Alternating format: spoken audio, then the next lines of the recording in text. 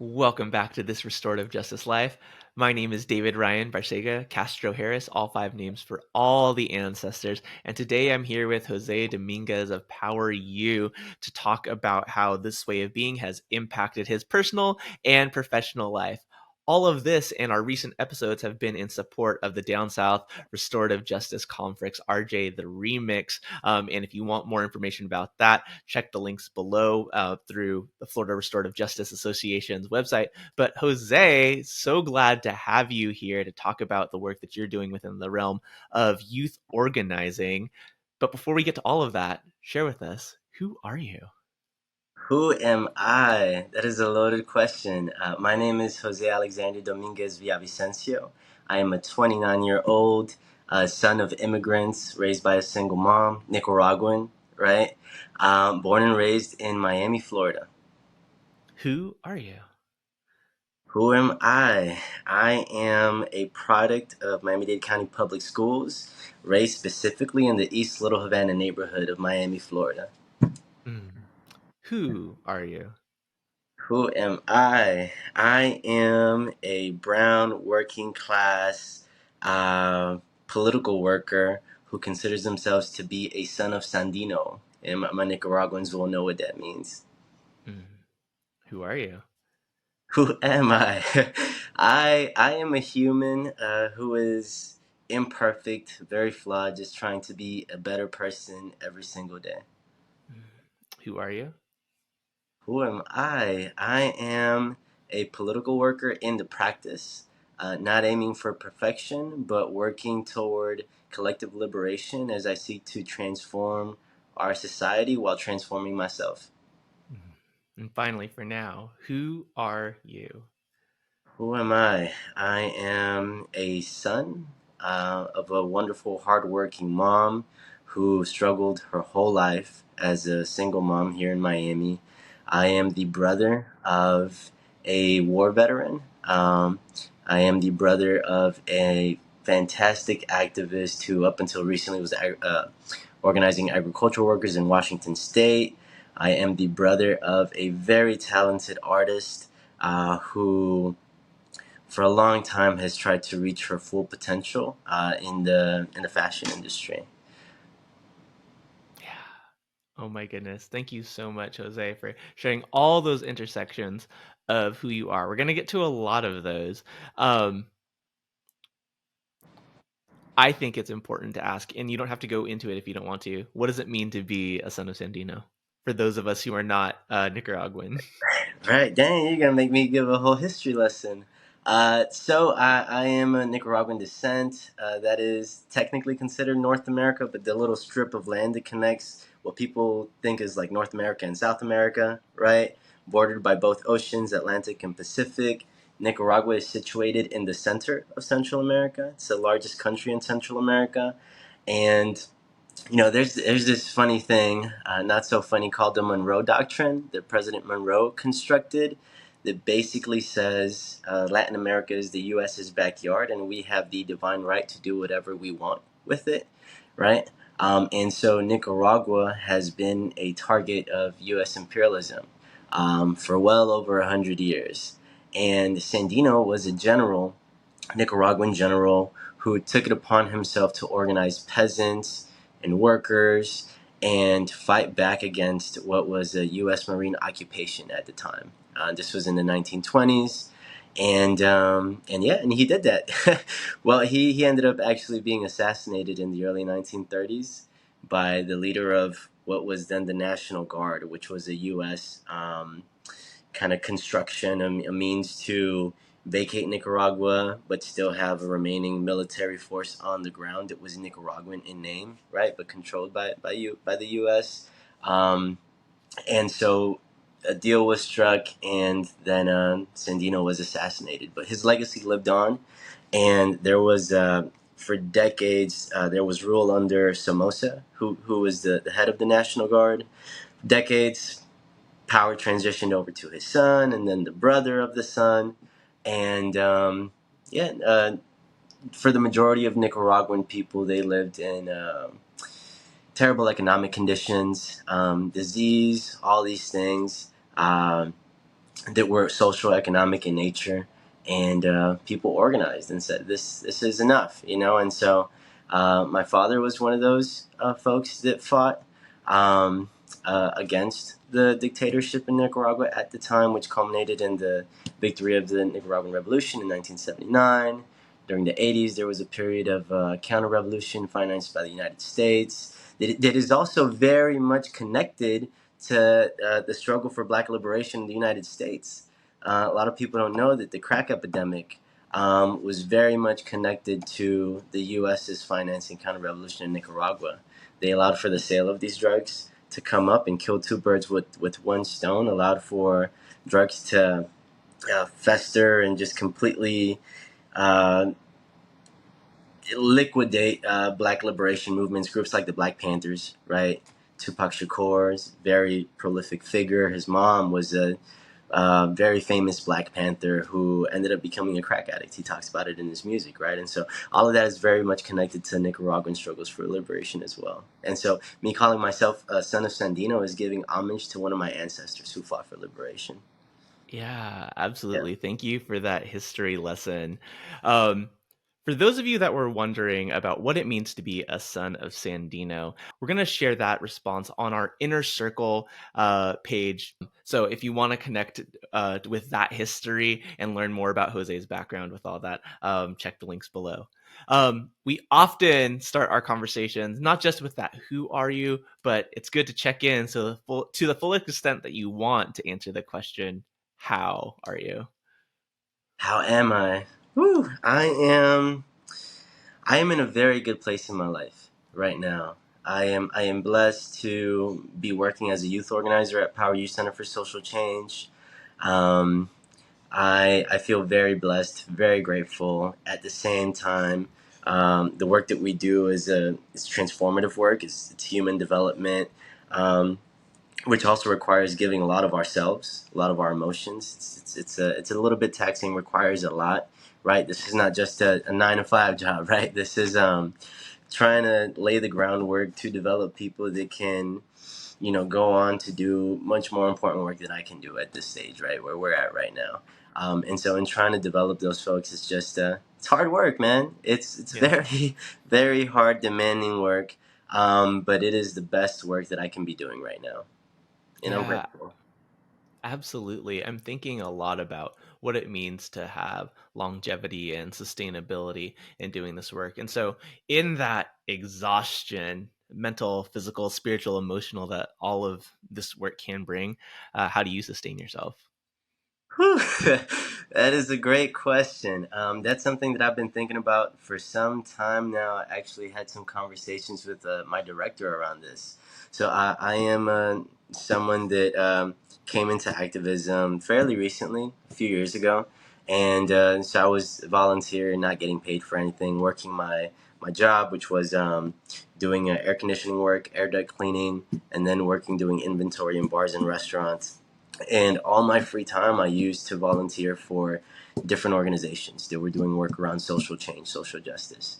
And I have the habit of just spreading myself very thin, right? Burning myself out. And so in my role at Power U, a mistake that I made that I'm trying to correct is just I'm not able to say no or have a difficult time saying no, right? Folks reach out, oh, can you help out with this? It's not pertaining to my work, it's outside the scope of what I do at Power U. And I find myself feeling guilty for saying no because I know how much work is needed on a bunch of different fronts, right? I mean, I live in Florida, we're in South Florida. I think the spotlight is on us right now. Florida is what I call the laboratory of fascism. And so there's no end to the fires that need to be put out. But something that I'm trying to do now is just practice saying no, focus more on my work that I have here as a youth organizer while giving myself time to just rest and relax and do things that help heal me. So I don't know if you saw in my background, there's actually a mic stand, a little like setup that I have. I also do a bit of music. So I started rapping when I was like in high school as more a labor of love than anything else. And over the past few months, I've started to, save up, buy equipment, and do things that make my cup feel a bit more full. Yeah, yeah, absolutely. And, when we think about those outlets or those things that we want to do to, you know, help us feel human, not just like workers, yes, in a struggle that we believe in, but it's still work and labor. It's so important to have those outlets and make time and space for that. What do you decide to say no to? And when do you, like, how do you hold that line even when it's hard? Yeah, so I went from one pole to the completely opposite pole where I was saying yes to everything Hmm. to complete 180. I am saying no to almost everything that gets offered up, unless there's like a more of a social component to it, right? So some of the organizations that I was involved with, DSA, the DSA, Democratic Socialists of America, for folks that are not really familiar, it's Hmm. one of the largest progressive left orgs in the country. And so I was deeply involved with that for since 2019. I was um, I played a few different roles in that organization. At one point, helped to rebuild the chapter that we have here in Miami, and so get asked all the time, "Hey, we have this meeting. We have this meeting." It's a million meetings and actions and strategizing for campaigns, and so that is something that I have distanced myself from, not because I don't have an investment in it, but I have confidence in the people that are there now. Um, Also, the Democratic Party was something that I was deeply involved with at one point as well. The Miami-Dade Democratic Party, to the extent that I ended up being a member of the steering committee. Very involved in that, and that oh, that was a radicalizing experience. Just having FaceTime with elected officials, seeing the inner workings of the party, the conversations taking place, and it was something that I gave so much to, and took so much out of me. It was very extractive. Was not a space that I would like to engage with uh, nearly as much as I did before. Some wonderful folks there that are trying to do some meaningful things, but that is something that someone approaches me asking me to do something for the party. No, no, no, no. Yeah, and I think it's important to have those boundaries for yourself, right? We're gonna get into like the political organizing it of what you do, capital P politics, and like lowercase p, like the everyday machinations of how we are together as people in that youth organizing segment of our conversation. But I would really love to highlight that, right? Just because a struggle is important and it's something that you can do, right, doesn't mean that you should do it. I think about that all the time when I'm thinking about the way that I orient towards restorative justice work, where so much of this work is in the criminal legal system. And God bless the people who are doing harm reductive work, I'll argue, within that realm. I don't have energy for that, right? And so like those are the kinds of things that I say no to. Making sure that you're doing work in a place, in a space that like feeds your soul to the extent possible, right? Is so important for us to be able to have longevity in doing this work, because like the struggle needs us, right? And the struggle doesn't get us if we're sucked dry of everything. So again, thank you so much for sharing that piece. You've talked about a radicalization experience in politics. You've talked about in the inner circle segment of this conversation about your background from your Nicaraguan roots, but when you think about the words restorative justice and these practices, um, you've probably been doing this work longer than you even knew the words. So from your own perspective, how did this get started for you? Oh man, I like to think I haven't been doing this work as long. I feel like I'm still fresh. When it comes to restorative justice, my work started earlier this year, actually. So around let me see, our campaign phase at Power U really starts in March. Yeah, March, April. And so, a little bit of context. So, at Power U, I am one of three youth organizers. Each youth organizer oversees one youth committee, each one with a different focus. We have an environmental justice committee, we have a reproductive justice committee, and we have a committee called Counselors Not Cops, which is a part of a national network. It's called National Campaign for Police Free Schools. It's led by Advancement Project and Alliance for Educational Justice. And so the principal focus is fighting against the school to prison pipeline. How can we Hmm. run campaigns that long term will help to empower the community and push policing, the system of policing, the institution outside of our schools and outside of our communities? And so at Power U in this committee, Counselors Not Cops, we try to run campaigns that can long term work toward that. Last year, we ran a campaign. I was not on staff yet, so this work was done by Keno Walker, who was the previous organizer at Power U. Now he is at Florida Student Power Network, also doing some amazing work. And so I, took his place, and we went from fighting for more counselors in schools because the student to counselor ratio, like the ratios when it comes to social workers, psychologists, number of other staffing positions is abysmal, right? When relative to the recommended ratios.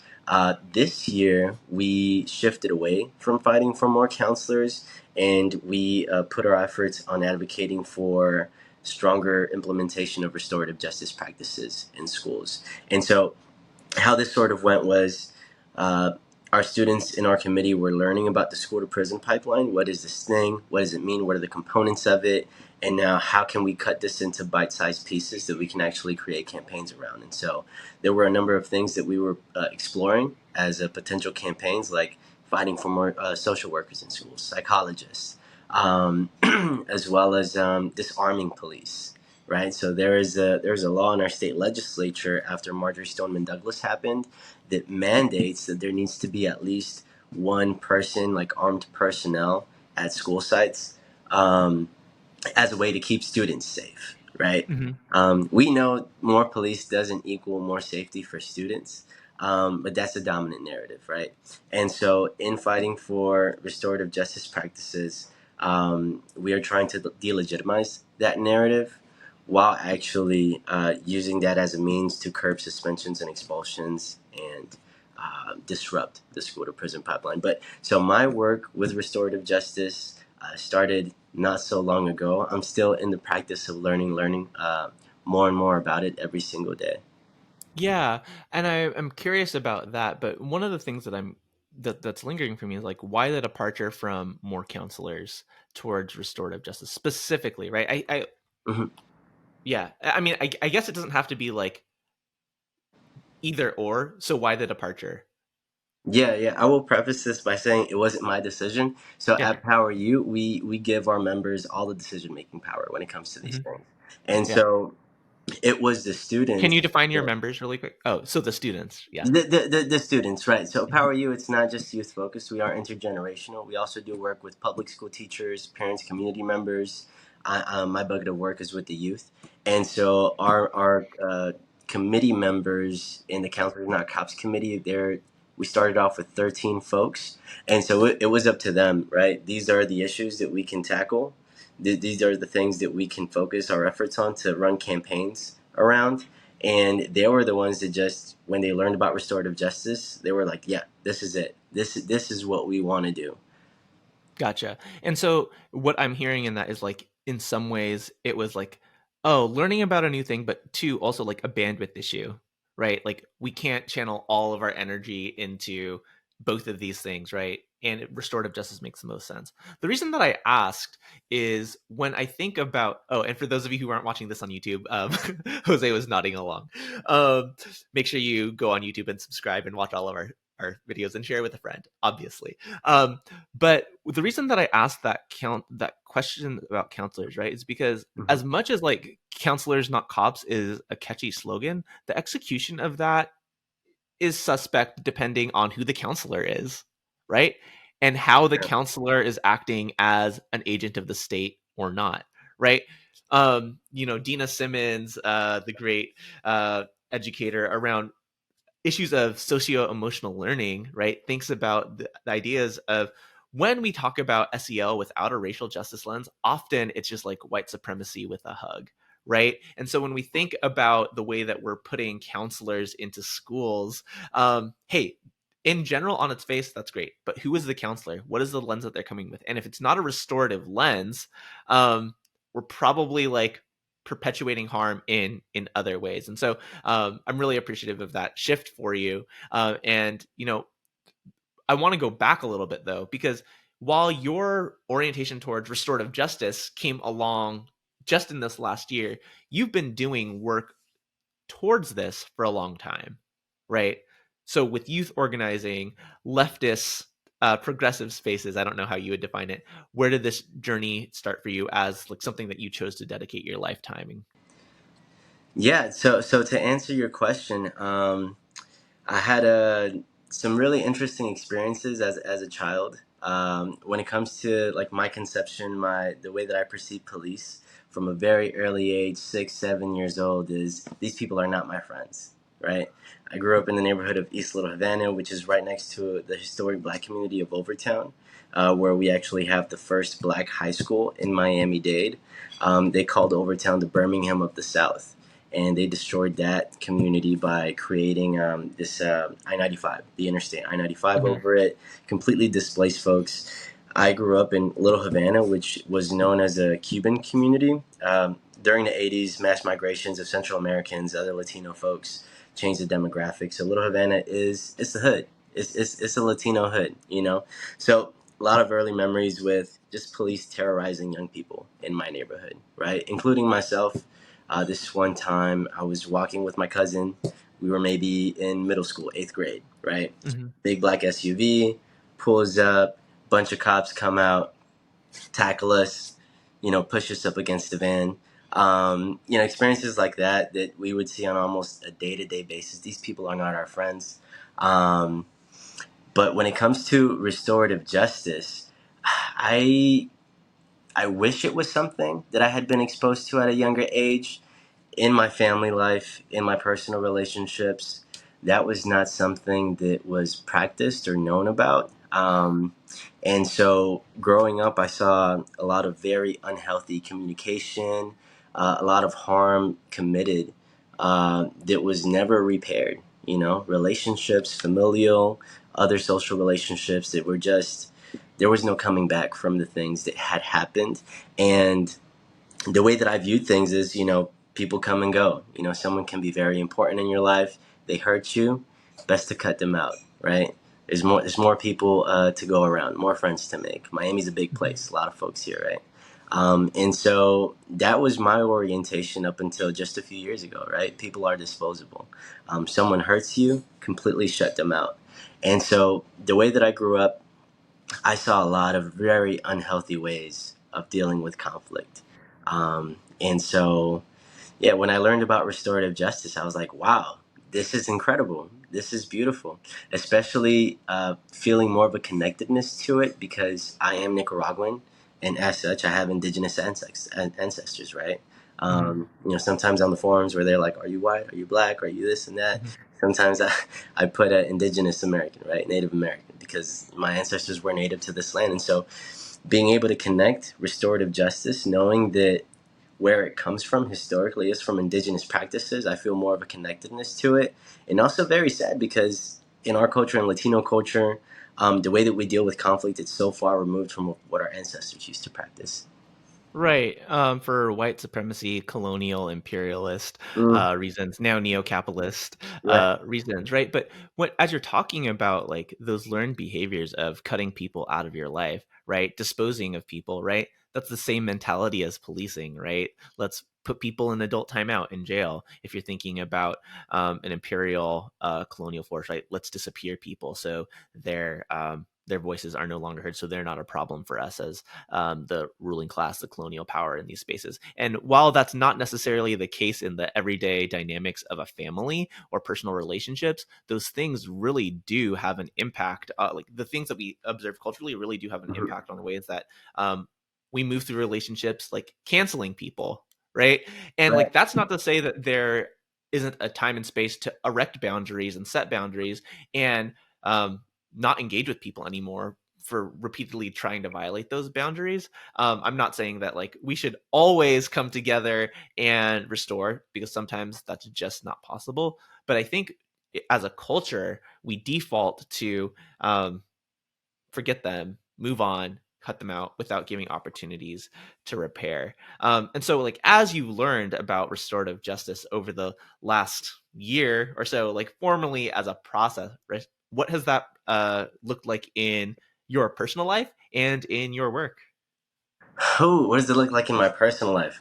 Um, and in my work, it so I am not trained in holding RJ circles. My Mhm. exposure to it has been through doing research, being in talks with folks like Ruth, who you had on the previous episode, who's out at FOMSAJ doing RJ work in the community.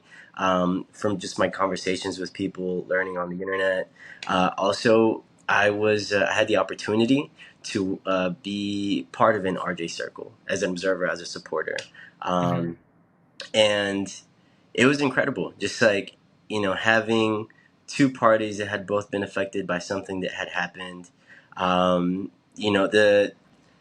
The gravity of it, the respect given to both parties, and having folks be heard, having folks be vulnerable and honest with each other, really digging deep into why things happened and how folks want to proceed and move forward and repairing their relationship, right?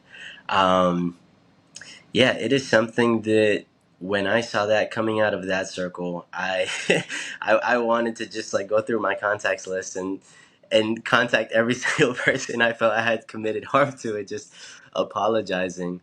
Um, some people I did reach out to. I didn't reach out to everyone because some things are going back years and years, right? I'm 29 years old, so Mhm. I have both had harm committed to and committed harm in the past, as I'm sure we all have, right?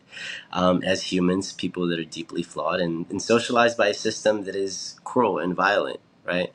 That forces us to be violent with each other in many cases. Yeah, so in moving forward, even at work, just having a healthier culture of communication, honesty, and openness, um, not letting things fester with each other, and trying to actually have conversations that don't need to be antagonistic. I think a lot of people have that perception that when you're addressing the way that you feel about something that someone did to you, or just maybe an assumption that you're making of that person and how they feel towards you, that it has to be antagonistic, and that's not the case, right? And so, yeah, I think it's been incredibly beneficial for me in dealing with work relationships and even at home. So my mother, who's turning 70 in a couple weeks from now, she lives with me here in Miami, and even in the way that we relate to each other. Growing up, we did not have very restorative conversations. To the extent that she actually, we were living just the two of us in our apartment in Little Havana, and she kicked me out when I was 19 years old. Right? It's not very restorative, but we've managed to repair our relationship, and our relationship still needs some work in how we engage with each other in a more restorative way, right? And so, yeah, it's been incredibly beneficial for me in dealing with all kinds of relationships. Yeah, so many things that I want to pull out there, right? First of all, when you're thinking about those dynamics of people in that space together, right? Knowing that we're here to meet the needs of the folks here, not to like alienate, shame, um, kick anybody out of our community is so helpful, right? Even like within the dynamics of you and your mom, right? Like we're on the same team here, right? Like we want to be in good relationship in that aspect. That's not always the case. People don't always want to be in a relationship with people who cause them harm, but like what is the way that we can get our needs met and move forward in a good way, or in a way that is meeting as many needs as possible, is the conversation that we're having when it comes to restorative justice. I also want to like lean on the teachings that I've gained and have since passed on from Stas and Lee, from Spring Up, right, where we're talking about disagreement as an inevitable thing that happens in life. Conflict is an inevitable thing that happens in life. When we have to make decisions with people who have opposing views, that's natural. That's not something that should be avoided, right? But the way that we have those conversations, the way that we share power, right, which I think is like something that translates really well into your model of organizing it, Power You, is something that is so important, right? Restorative justice is not about having power over someone, right? It's about figuring out how we are going to move forward together in a good way, sharing the power that we have, giving everybody a voice, coming to consensus about our decision making process, to the extent possible in certain circumstances. And so when I hear you talking about like all of these dynamics and wanting to, make repair with people who you wronged in the past, like I know a lot of people go through that when they are enlightened to these ways. There's infinite application. I'm curious though, when you think about doing this work within the context of Power U and that organizing, maybe not the restorative justice process, but like how do those values and systems of thinking about relationship apply? How has that shifted the way that y'all have operated? Ooh, how has that shifted? So, Power U has a long history working on restorative justice. Ruth Mhm, may have touched on this a bit.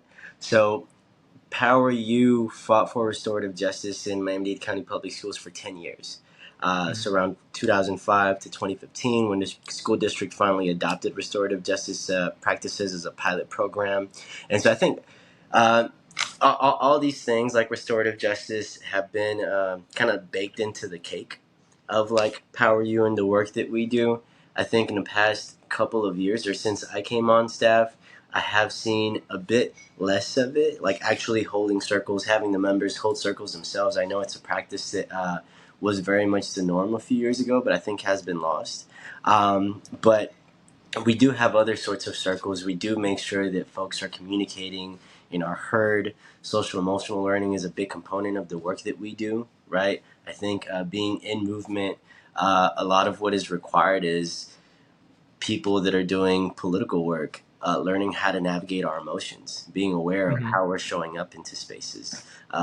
How can we make decisions based off how we feel in engaging with other folks in a way that's conducive to moving the work forward instead of, having interpersonal disagreements or conflict lead to the liquidation of organizations, which is historically what's happened, right? I think the majority of social movements and social organizations in the past have been liquidated due to not political differences, but because of for interpersonal reasons, right? And so restorative justice, if it had been applied on a wider scale, dating way back, who knows where we would be as a society, right? But yeah, we definitely try to make sure that our members, our student members, our youth are practicing how to be vulnerable, how to communicate with each other in ways that is conducive to building stronger relationships with each other, right? Um, so it's something that I would like to see more of in our organization. And one of the things that we definitely need to do is training with our new cohort because so much of our membership, filters in and out, right? We Mhm. have folks that move away. Miami's a very expensive place. Some of our youth move for reasons of like being cost burdened, or they graduate high school, they transfer to different schools. And so there are a bunch of new students that are just becoming familiar with what restorative justice is, learning the theory, but not really seeing it be applied in practice. So that's something that I'm really excited to be able to help us get back on.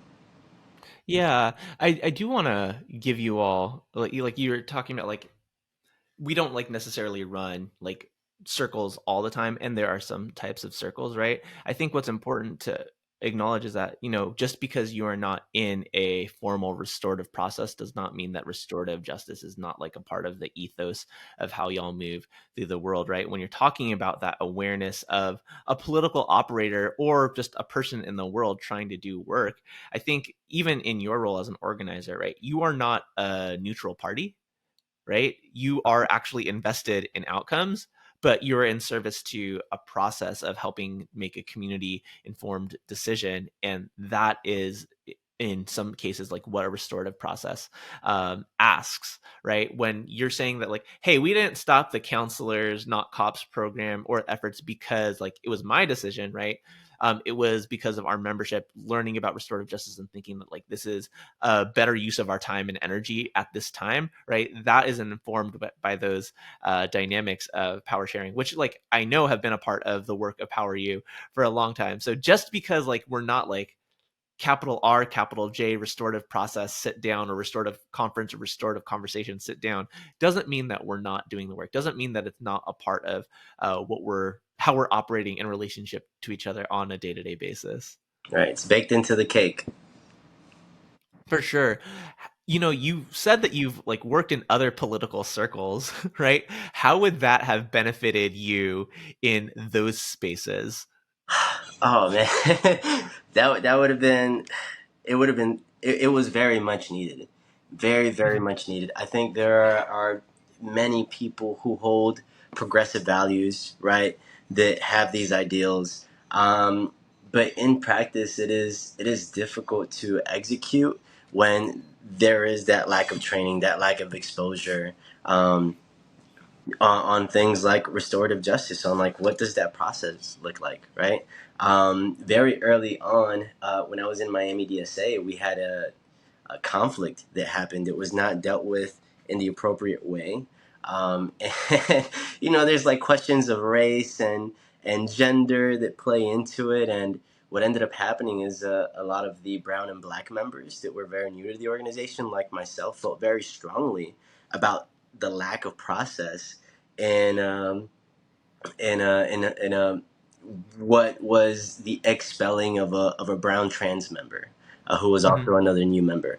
And so I think if there was actually a restorative justice practice that was held, things would have gone so differently.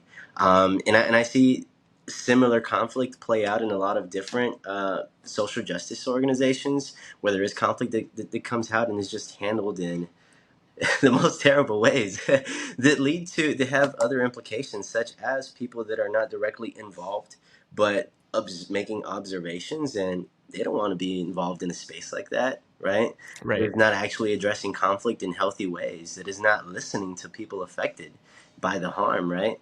Even when it comes to the accuser, hearing them tell their part of the story. And so yeah, oh man, just thinking of all the things that I've seen, that I've heard from different other organizations that are outside of Miami, in the state of Florida, outside of the state. I think restorative justice is something that I think some folks consider to be this cute practice, right? But not something that should be applied on a day to day basis in how we interact with each other. Not just when conflict comes up, but more how we communicate, how we relate to each other. But yes, when conflict comes up, I have not seen it be dealt with in healthy ways in organizations. Yeah. Yeah. And to speak to the Democratic Socialists of America specifically, right? It's largely seen as, and not to speak like to Florida, but like DSA as a whole, right? It's largely seen as this progressive space, right? And because of the trauma that everybody who's coming into that space has experienced under white supremacy, neo-colonialism, and capitalism, all those things, like those things show up. And without the acknowledgement of all of those systemic factors at play, it's really hard for people who are often volunteers to want to opt in to continue to work through those relationship dynamics in a space. Often to the detriment of the organization, often to the detriment of people who embody marginalized identities, right? Queer folks, people of the global majority, Black, Indigenous, people of color, right? And when those dynamics are in place, when we're struggling against a white supremacist political system, the sense of urgency to like get things done and do things a particular way because that's how other power speaks, and we need to operate in this way to make sure that we are able to make decisions quickly, move fast enough, is something that I've seen get in the way a lot. Um, and it's had the results that it's had. Right? When you operate in a way that isn't valuing relationships, the people continue to leave organizations. And I don't think DSA specifically can afford that, right? With the movement being as small as it is. And like a this is not a specific critique of any local DSA chapter, right? But when we think about political movements that don't value the relationship building in more than just like theory, um, we have the results that we have where we are struggling not for ideological reasons, but because of the dynamics between people, and it's preventing us from getting the wins that we're looking for. That's exactly right. And so I hear a lot of people talk about the work, right? The Mhm. work. We got to do the work. I think, at the most foundational level, what the work is building relationships with one another, right? And so restorative justice values have the potential to be such a large component of building relationships with folks, because if we want to create organizations on a massive scale, right, mass organizations of just normal working folks that are working on a variety of issues all across the country, if we are not building relationships, or building in a relationship that doesn't value just our humanness, then what are we doing, right? And we are going to have organizations with a lot of folks that are a product of this very unequal, very oppressive, right? Like you named, patriarchal, white supremacist culture. So much of these things that we have internalized, right? Like I am a cishet male who grew up around a lot of misogyny, right? Mhm. How are these things still internalized in myself, right? And in folks that we are recruiting that are a part of our base, that have a lot of things that they need to work on. If we are just disposing of folks because they are not 100% pure in their ideology or their way of being, then we are not going to build much of a political movement. And so things are going to happen in movement spaces, and restorative justice is that framework by which we can address that conflict and actually build even stronger relationships. Because if you care about somebody, if you really care about somebody, you're going to address when they mess up, um, and you're going to help them become a better human. Yeah, I mean, part of it speaks to having agreed upon standards, agreements, values, norms about how we want to be together. And so when harm happens, when violations, when disagreement happens, we know the ways that we're easily able to identify that harm, but we also know the ways that we're going to lean into addressing that. I'm curious, without giving away personal details about anyone, Mm-hmm. what that has looked like within the context of Power You, to the extent that you can share. Works. Yeah, yeah. I think one of the most important things is having grace with folks, being in communication with folks, really listening to them, digging deep into why do you believe the things that it is that you believe, right? I think an example of this is in our own committee called Counselors Not Cops, right? We Mhm. are pushing to get police out of schools, right? I think most people that live in our communities don't share the idea that police actually are an oppressive institution that just brutalize working class folks, right? There are a lot of Mhm. people that think we need more police because the streets are so riddled with violence, right? There's all this crime. More police equals more security. And so some of the students that come into our organization believe that police actually are here to protect and serve, right? Because that's what they say. That's what we see in TV shows, in movies. Along in that vein, we have a lot of students that come from a background of growing up in the church, right? Um, in the black communities here in Miami, I mean, church is huge, and a lot of our Christian churches are deeply homophobic, right? Power U is an organization that advocates for queer liberation, and so just like the conversation with cops, we need to be providing political education that is actually educating folks on why do I even believe these narratives, and how are these narratives untrue? Who do these narratives serve, right? It Mhm. is actually in my interest to believe this thing, and what is the objective reality around these things? And so having those conversations, not in a way where we are just like pumping information down folks' throats saying, no, what you believe is wrong, this is the objective truth, is not productive, but more being in conversation, which is a back and forth, right? What do you believe? Why is that? This is where we're coming from. This is what we have seen. These are statistics. Just being in conversation in a way that is not punitive and not shaming folks for believing the things that they believe. Right. Speaking for myself, right? I grew up in the church, right? And as a high schooler specifically, like very involved and like was very guilty of a lot of homophobic behavior, right? I am where I am now right? Not because like people shamed me into it, but because of learning that I did on my own, being in relationship with queer folks, and that's how that was corrected, right? And so say somebody comes into your space and says or does this homophobic, transphobic thing, right? There is a way to approach that, which is like, we don't tolerate homophobia or transphobia here. Get out, right? You've lost a potential like really powerful organizing community member, right? And they've told all of their friends like, don't worry about those people. They're not for us. They say that they're about community, but I just said this one thing and they kicked me out just for that, right? Yeah. It's actually detrimental to your movement to hold that punitive approach. It doesn't mean that you're getting rid of those values of queer liberation, right? But it's acknowledging, meeting people where they're at and walking alongside them to help them understand the impact of the harm that their behavior um, or words understand the impact of their behavior or words, but then like, and this is the thing that we can do to support you to move forward in right relationship, not just with the queer members of our community, but with everybody who's in this community, because like that's what we believe, that's what we stand for.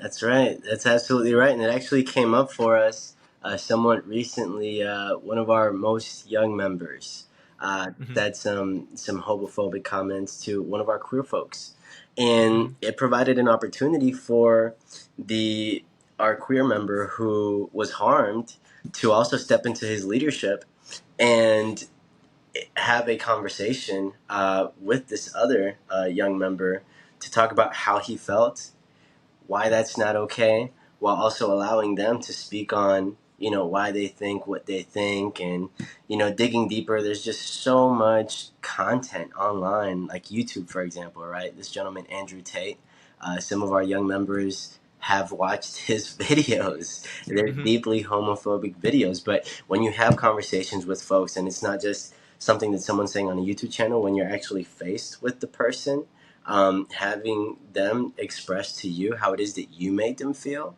it's a completely different experience. And so I think, whenever harm does happen, it also provides opportunity um, for people to grow and advocate for themselves, also for the other person to learn and grow as well. Yeah, speaking to that example of the youth in your space, right? You shared that like it was a moment for the queer member of your community to step into that leadership and share, but like it's not always on queer members of community to be the ones that are speaking up, right? It's not always on Black members of Mhm. communities to like speak up when anti-Black racism shows up. I'm thinking about a time when I was in the training, uh, similarly with young folks, and one of them used a homophobic slur, and not just because my training partner was queer. Like I said something to him, like as a cis black man to cis black man, like, hey, when you say that, instead of saying stupid, which I know that you meant, right? I know you weren't using that slur as a derogatory term against queer folks. You were just saying like that's really dumb. That person's stupid, right? That has impact. And because I was the one who brought that up, then my queer co-facilitator was able to, or felt more comfortable speaking up and like sharing the impact that that has on her in that moment. And so it's not just like that moment for a person who has been harmed because of the intersections of their identity to speak up, right? There needs to be space for, I hesitate to use the word allies, but like people who like uphold these values of queer liberation, of anti-racism, of whatever it is in that space to I'm struggling with the language because like I want to say like police like people's behavior, right? No, but it's about identifying harm when it happens, right? And not letting it slide. In that moment, it looked, in that instance, it was a teaching moment, right? Because we're in the space of restorative justice learning, like we were teaching them to be like peer mediators. And so I stopped it there as a learning moment.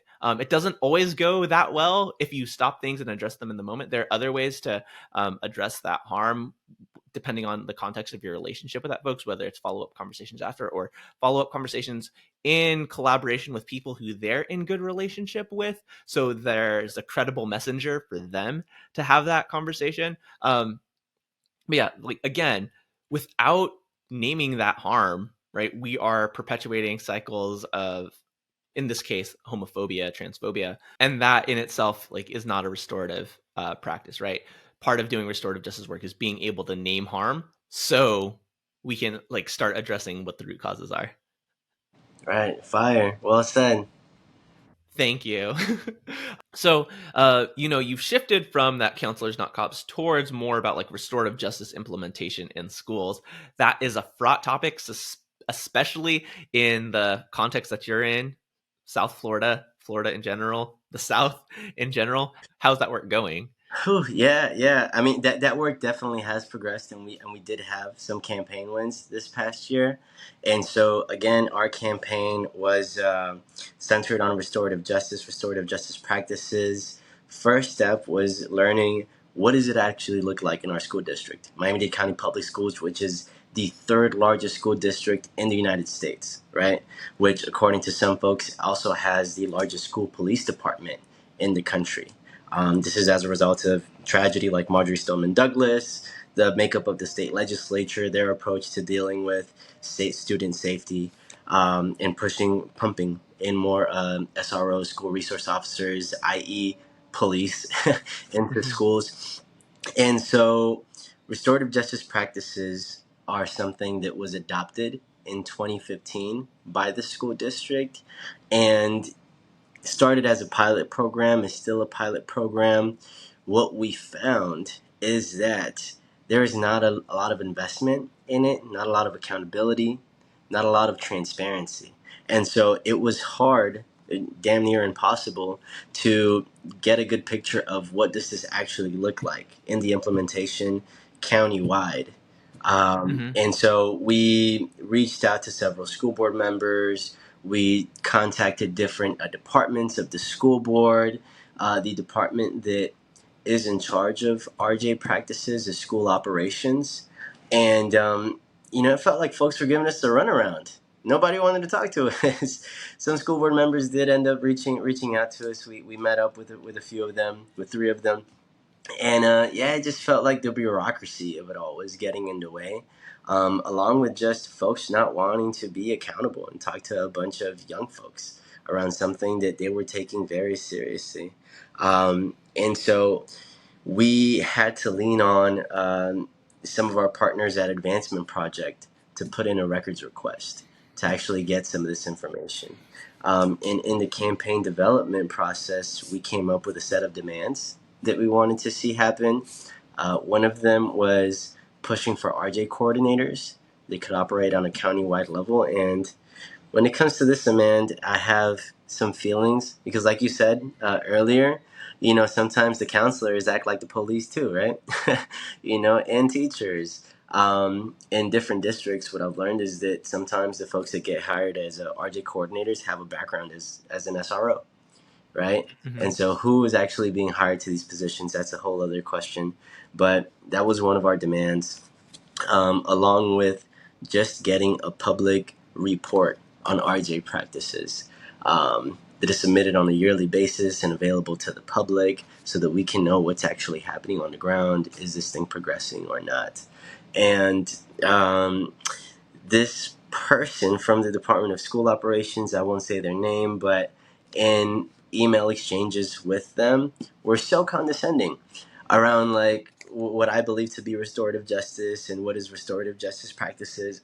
Just the way that they were communicating to me was, it showed it was not coming from a place of good faith, actually wanting to have an exchange. They pointed me to a website of the school district that has a bunch of different reports and said, hey, what you're looking for is probably on here. Went through it, and there was no publicly accessible data on RJ on that website, which felt like a slap in the face, right? Um, and so that was where the demand for a public review on an annual basis came from. We won that.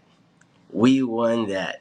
And so we had school board members in our court that proposed an item for us that called to explore the feasibility of expanding RJ practices.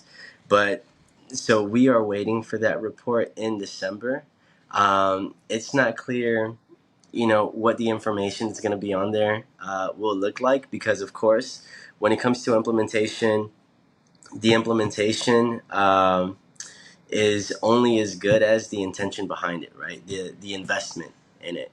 And so this is something that clearly the department that oversees it is not, it's not a priority for them. There's not as much investment as there needs to be. And so if the report comes back in December and it shows that this thing is not working, we will know it's because you guys are not doing the thing right, right? And so, regardless of what happens when that report comes, we plan to have educational workshops with community folks, helping them learn what is restorative justice, why do we need this in our schools, what does this mean for our students who are getting funneled, being pushed out from schools into the criminal justice system, right? And what does it mean for our communities who have endured so much oppression, so much violence, the way that we relate to each other, right? It's in a very antisocial way, how we commit harm to each other, just completely cut folks out from our lives. All those things have led to having weaker communities, right? At Power U, we were trying to organize communities, empower folks, and you can't do that if you are just discarding folks.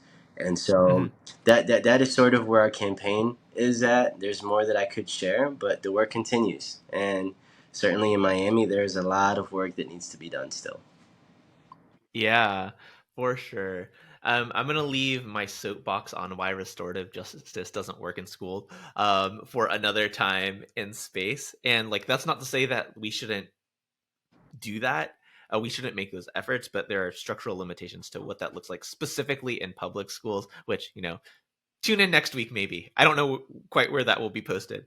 But, to your point about making sure that there is the not only investment, because I think that's important, like that is vital, but the understanding of what it is we actually mean when we say restorative justice um is so important, right? Because when you're coming to those school board members, those county employees who are like, oh yeah, there's this thing that there was this legislation about, and I'm going to hire this person to, like, I don't know, kids, sit in a circle and think about what you did, right?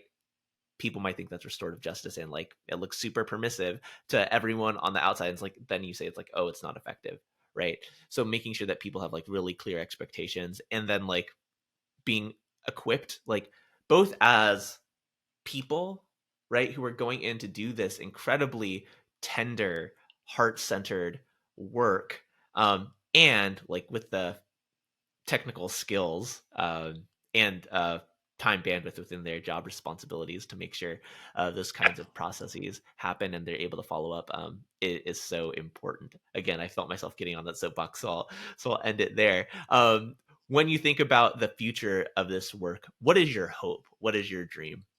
What is Or what are the dreams of your community for this campaign? Yeah, oh man. So for this campaign, it's, it started out as a restorative justice campaign. Uh, the school district is very adamant in saying we don't do restorative justice, right? We have restorative practices that are more Hmm. preventative rather than actually addressing conflict when it comes up to actually prevent students from getting suspended and expelled and being pushed into the streets, right, into the criminal justice system. you know and it's to the extent where they even want to take out the word justice from the term that they Hmm. use. um, so I think, the goal is to, right, fight for an expansion of restorative justice practices, ensure that teachers are getting the training, that the training is even extended to parents and community members, right, who could provide support to folks at the school site that are doing this work. I mean, there are all kinds of structural limitations, like you named. Some of those, a lot of those limitations come from the state legislature. Florida is the 48th state in terms of teacher pay, which means that teachers are fleeing from our district, are fleeing from the state. Um, we have a lack of teachers already, and some school board members would like to put the responsibility of uh, practicing RJ practices on the teachers when they're overburdened with work, where they're not getting paid enough. I think my dream is to have community schools, right, where more community members are and parents are involved in the day to day things like holding RJ circles at schools, more in conversations with students, where we just take a more holistic approach in working to really create community schools. and where we have these practices in the school sites, but it's extended outwardly to the community, and where more Yeah. community groups are also involved in the schools. So I think that's the sort of vision that I have. I think we're a really long way away from that, but that's the dream. Yeah, absolutely. And so, if people want to support the work of Power You or learn more about what you're doing, how and where can they support you in the way that you want to be supported? Yeah, I mean, you can sign up to our newsletter. So we are on social media, PowerU305 on Instagram. That's Power and then U, the letter U, dot Mhm. 305 on Instagram, on Twitter. Our website is poweru.org. And so please go on there, subscribe to our newsletter, learn more about the work that we do. If you go on YouTube and look up Power You, you'll find some OG videos of some of the work that we've done over the years. We've been around in Miami since 1999, so we are not new to this. Yeah, and if folks are interested in learning more deeply about the work that we do, feel free to contact me as well.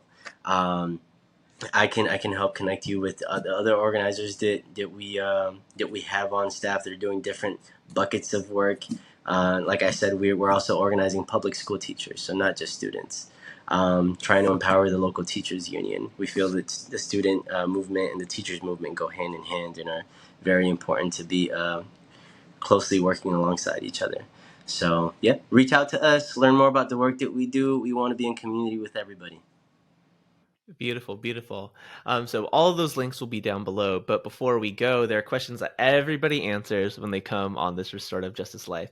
So, in your own words, define restorative justice. In my own words, define restorative justice. So, restorative justice for me is a way to address conflict, repair harm, repair relationships, and not just repair relationships, but build stronger relationships. And in that, creating stronger communities that are more empowered. Hmm, beautiful. You've been doing this work of organizing for a while, this work of restorative justice for not as long. What has been an oh shit moment in your work, and what did you learn from it? It can either be like, oh shit, made a mistake, or it can be like, ah shit, I did that and it was awesome. Oh man, okay, okay. Let's see. Okay. I have one that's a bit of both. So in recruitment, last year, our recruitment season is toward the beginning of the school year. So we are in recruitment Mhm, now. Last year, I was fresh on staff, and an oh shit moment happened when I was doing class presentations at Miami Jackson Senior High. Just the level of interest that I saw from a lot of the students was incredible. Got a lot of contact information. Folks were very, very interested in being a part of something like this. In that presentation, we talked about what is social change, what is organizing, what are some of the things that you're identifying in your communities, and kids know this shit is messed up, right? They know that they feel it, they live it, and so yeah, it was definitely a heartening moment. Oh shit, as in like, wow, there was so much interest in oh shit because I had so many people to follow up with that meant more work for me. But it was kind of a good problem to have, right? So yeah, and now in doing recruitment again, I'm seeing that all over again. Just like the amount of students that are going through difficult life situations with family, housing situations, all of these things, and we're not given the answers. We're not taught that we can do anything about them, right? And when people are presented with an alternative, it's like, wow, you're telling me that I can actually change my own conditions? Crazy. yeah, and the follow-up to that is what's so important, right? To make sure that like you're not just like selling this like thing in a moment, right? What are the ways that we're inviting you into community to make sure that like these changes happen for yourself and for your community? So important. You get to sit in circle with four people, dead or alive. Who are they, and what is the one question you ask the circle? Oh, God. Okay, four people, dead or alive. What is something that I can ask them? So, like to be clear, it is um four people, Yeah. and then they're in a circle, but like it's one question for that circle. Got. Okay. Let's see. Some historical figures for sure. Okay, so let's see. I'll go with Sandino, right? He's someone that's very important to me. I have a necklace. I wear him around my neck all the time. So getting to meet him would be great. Uh, somebody else. Tupac Shakur. It's my favorite artist of all time. Also, a revolutionary artist. So we got Tupac, Sandino, William Z. Foster. So William Z. Foster in that mix. And Jesus Christ, and Jesus in that mix too. One question I would ask them is, what would you have done differently? Mm, Yeah, yeah, I think that mm. they're all people that have incredible legacies in their own right. Something that I find myself asking myself is, what would I have done differently, right? I can be very self-critical. I could be in a completely different place in my life right now, maybe be a lawyer, a doctor. There's no place I would rather be than here at Power U right now. But, when it comes to these massive historical figures, I'm just very curious around how would they have done things differently if they had that that knowledge, that foresight. Yeah, you kind of like tipped what was happening, but like I'm gonna flip the question back to Yeah. you. Not necessarily like what career choices you would have made differently, but knowing what you know now, what would you have done differently as you've built your life as an organizer or person in the world? What would I have done differently? Mm, okay. One thing that I would have done differently is in trying to build community as a part of my political work, not alienating myself from my own community, my own personal community, which is something that I did that I'm trying to correct. Yeah, in what way? Yeah, so when I came into political work, I sort of just immersed myself in it. The majority of people in my life that are my closest lifelong friends don't have those same ambitions, the same political understandings, the same desire to do political work, and so I find myself dedicating the majority of my time to being in these spaces, and over time just found myself becoming more and more distant from people that meant so much to me, you know and so it's a little bit ironic, just all this time I've been trying to build community, empower community, and needed to take a deeper look into how I was alienating myself from my own, right? And Mm, so that's definitely something that I would do differently. And who knows, maybe if I had tried to merge the two a little more, then some of my close friends might be, doing political work alongside me. Who knows? yeah, I mean, we don't get to go back and change those things, but that does get to inform the way that we move forward. So, thank you so much for sharing that. Again, like the links to everything that, all the ways that you can connect with Power U and Jose will be down in the description as he shared. But anything else you want to leave the people with?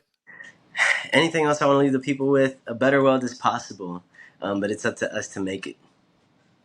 Beautiful. Well, thank you, Jose, so much for your time, your wisdom, experience.